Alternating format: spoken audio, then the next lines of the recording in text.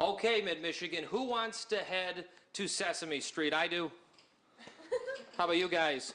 Cookie Monster, Elmo are here with me this morning talking about how they're bringing Sesame Street to us, guys. If you behave over there for a second, I've got a surprise for the both of you, only if you share, Cookie Monster. But first, I want to talk to our spokesman for this wonderful performance, Miss Kaylee Schuler. Kaylee, this is so exciting. Everyone knows Sesame Street. We all grew up with it. We all love it. How pumped are you guys to be here? We are so excited to be here. They are so excited to share music with everybody here.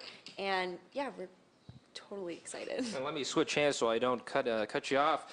The performance tomorrow at the Wharton Center, times and what we can expect, because this is an event the whole family wants to come out and be a part of. Sure, we're at the Wharton at 10:30 and 6:30, and you can expect to have a great time. There's audience participation, special effects, and there's even the chance to meet your favorite Sesame Street characters up close and personal.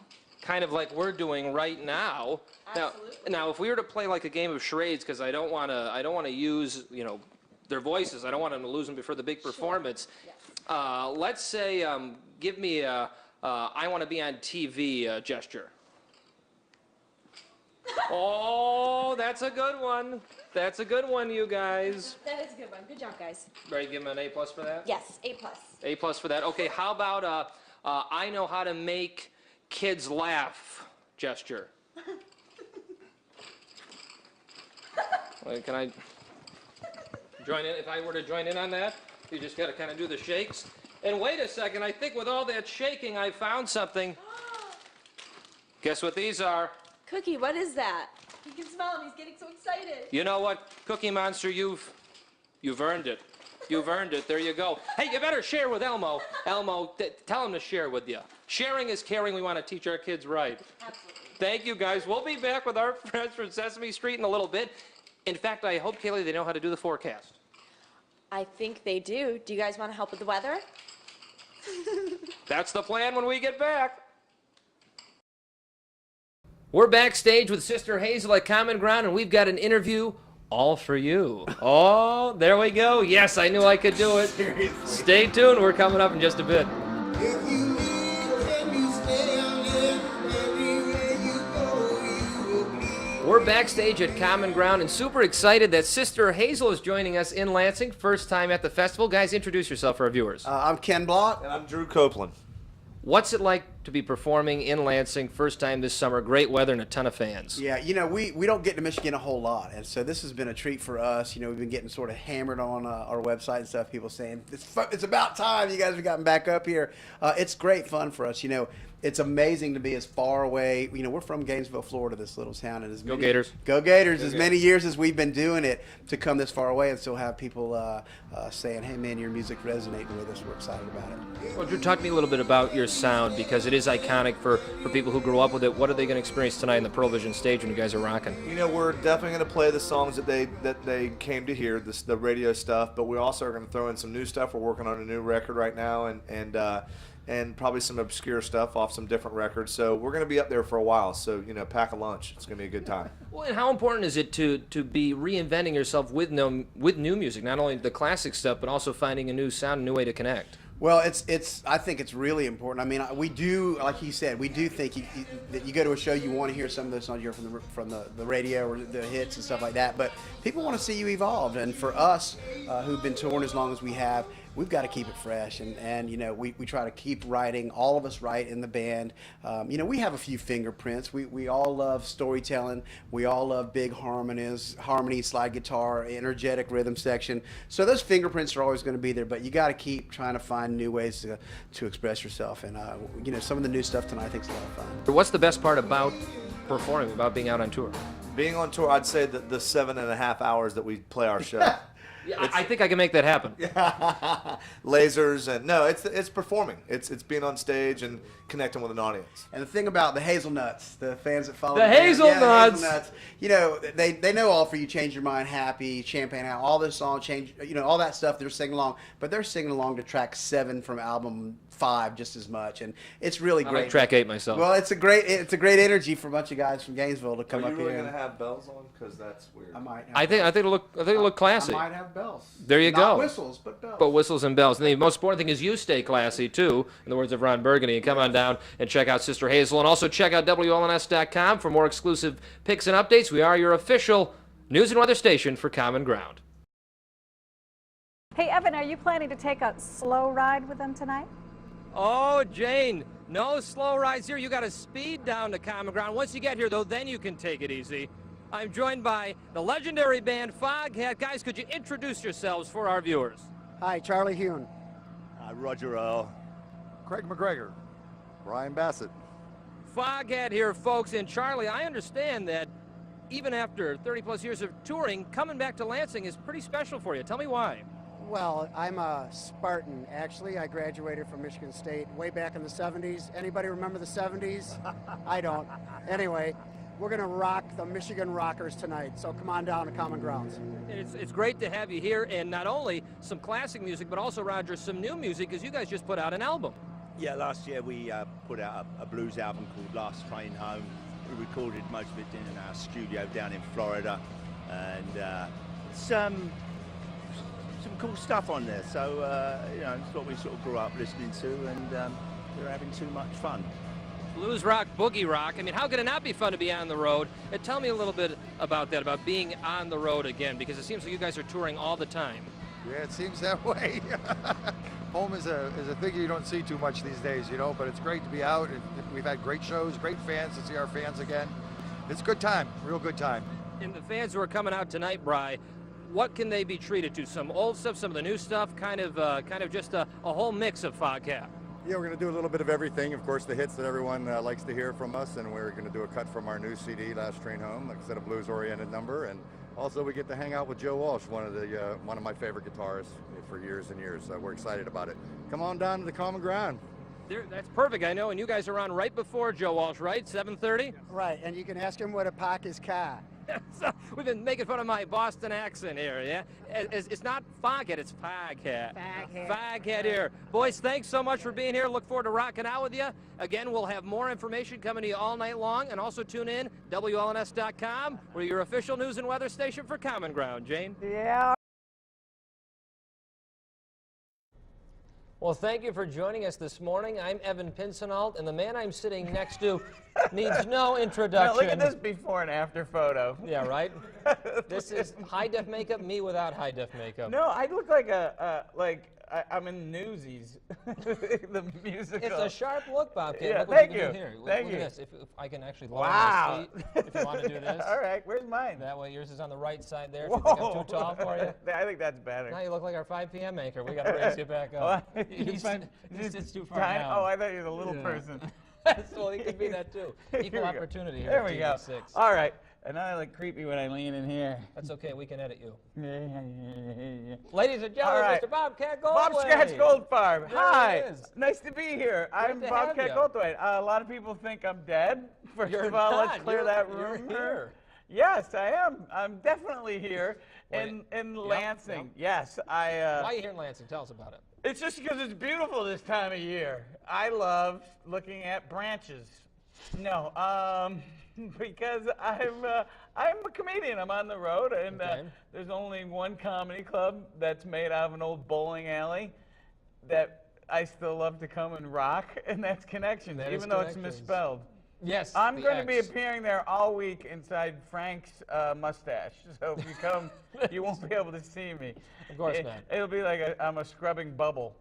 No one knows what Frank is. Frank is the club owner. That's we should. And he credit. has a really big Ron Burgundy-esque mustache. Yes, it's very. Yes. Now, do you guys watch Ron Burgundy? You guys. That's the only reason I have this job. Do you watch it? That's it. And you went, wow, that looks cool. Well, I heard that when you were coming, and I said, well, he's kind of a big deal. So- Kind of a big deal.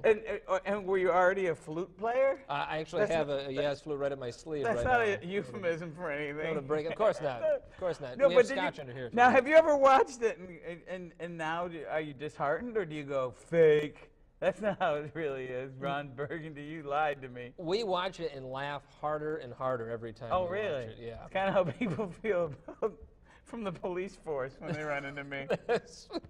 Now, the other day, look, if I had known I'd be talking about those movies well into my middle ages and longer. The Police Academy movies. Police we're Academy referring movies. to. I would have worked harder. You know what I mean? I really wouldn't have said, really? That's all I got to do? All right, action. You know.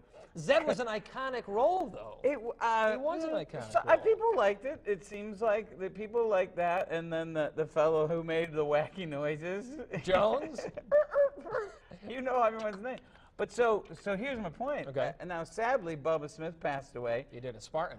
And I get a phone call, like, immediately. And I was like, of course I was bummed out, but I hadn't seen him in 22 years. So it's like, well, you know, do you know Bubba Smith died? I was like, no. And they, you know, do you have a quote? And I was like, and my ego's so big, the first thing I'm thinking is, God, I hope when I die they don't call Gutenberg. They don't call Goody. Hey, Bobcat died. Yeah, exactly. He died in '87. What? Yeah, he died in Police Academy 4, don't you remember? We didn't take him to Miami. He didn't go to Miami. Wow, you really go deep. You really love the PAs. I've got the collection, the DVD special edition. I am currently working on a musical with Ray Davis of the Kinks. Oh, okay. And because people don't know this, but I write and direct movies, and the Jimmy Kimmel Show you did. I directed the Kimmel Show for like 3 years, but so I get this. I get an email from Ray saying he's on tour, and he goes, you know, our bus driver just bought the Police Academy collection. I go, oh, please don't watch that. I was like, you're not going to want to do the movie with me then. That's it. I'm not going to let this guy direct a movie based on my work. Unless he sees Part 4, Citizens on Patrol. Yeah, like we said, off the air we were saying that one really holds up. It does. 2 and 3, poof. In your golf game. The other thing that happens, I don't usually talk about Police Academy this much. You really get into the deep core of me. You do. But often, like people, like at the shows, they'll hand me a copy of the ones I'm not in. They want you to sign 6 or something? Or one. They'll go, will you sign this? I go, okay, I'm not in this movie, dummy. and you had quite the career arc in those movies. A quick recap. You were a gang leader. I was a gang leader. Who then did right and became a cop. Which apparently in the city of Metropolitan, they're very... Anybody can be a cop. Anybody can be a cop. Hey, were you the guy that we tried to catch last year? Yeah, I guess. And I also got out of jail quick, like some sort of technicality, or I went to Batman jail where the villains get out every other episode. Look at that handsome guy. I'm telling you, folks. Oh, I look like my dad. He doesn't How'd that need happen? makeup. He doesn't. This is all natural. Yes, it is. I know a lot of people think, look at this.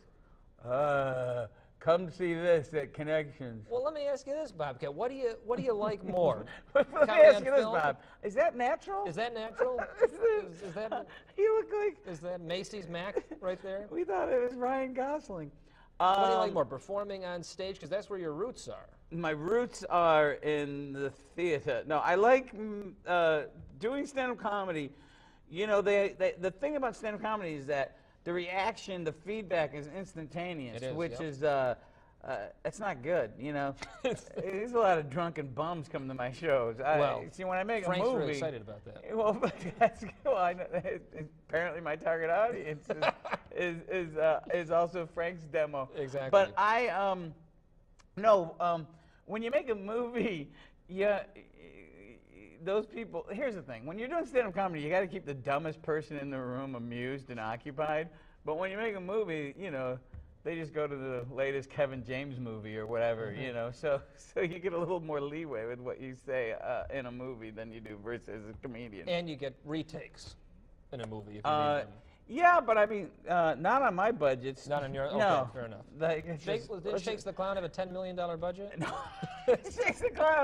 Shakes the Clown's budget, and that was a long time ago. That was in '91. That was $1.4 million was the budget on it. Well, still. Some people they got that was to me. Now you give me $1.4 million, I'd make Avatar.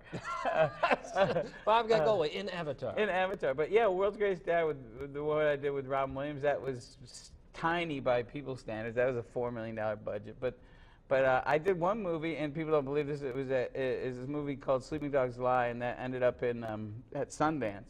And I shot that for $50,000, and I used the crew from Craigslist. No way. Yeah, I'm sure they were like going, Hey, I saw this ad on Craigslist. Bobcat Goldthwait's making a movie. Is that the real Bobcat? Yeah, Goldthwait? they're gonna get hit in Is the that head the with guy from Police Academy 4? They're gonna get hit in the head with a pipe. Is that the guy from Police Academy 5 and 1? What? Yeah, he signed it at a. He signed my dad's DVD. convention. So we should say I'm at Connections Yes. tonight and tomorrow, or I Excellent. should say Friday and Saturday. Right. We also use those terms in the biz. Sure.